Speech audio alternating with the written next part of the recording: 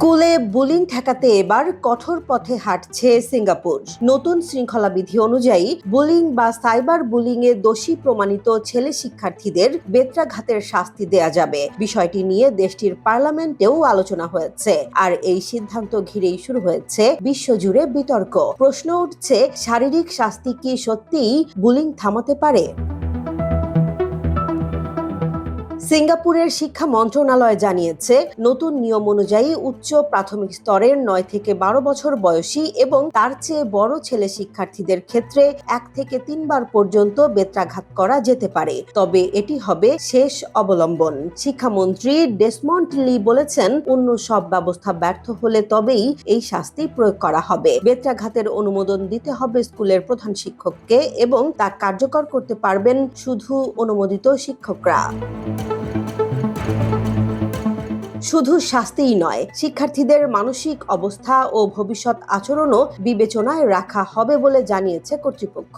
শাস্তির পর সংশ্লিষ্ট শিক্ষার্থীর অগ্রগতি পর্যবেক্ষণ করা হবে। প্রয়োজনে দেয়া হবে কাউন্সিলিং এবং অন্যান্য সহায়তাও। তবে এই নিয়ম শুধু ছেলেদের জন্যই প্রযোজ্য, কারণ সিঙ্গাপুরের ফৌজদারি আইনে নারীদের বেত্রাঘাত নিষিদ্ধ।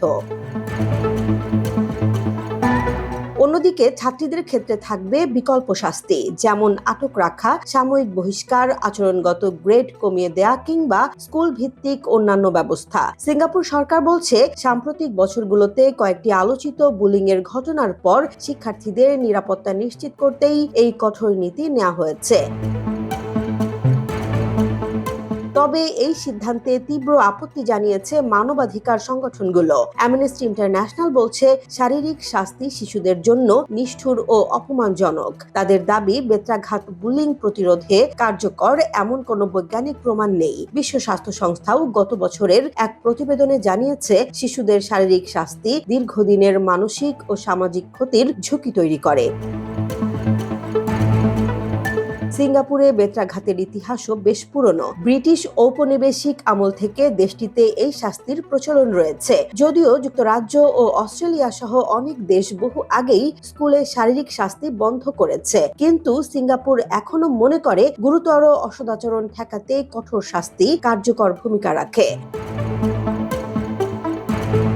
এখন প্রশ্ন একটাই, বুলিং থামাতে কি ভয়ই সবচেয়ে বড় সমাধান, নাকি শাস্তির বদলে প্রয়োজন আরো সচেতনতা, কাউন্সিলিং এবং মানবিক শিক্ষা? সিঙ্গাপুরের নতুন এই সিদ্ধান্ত নিয়ে বিতর্ক এখন আন্তর্জাতিক অঙ্গনেও ছড়িয়ে পড়েছে। জেসমিন জাহান, নিউজ ডেস্ক, জনবাণী।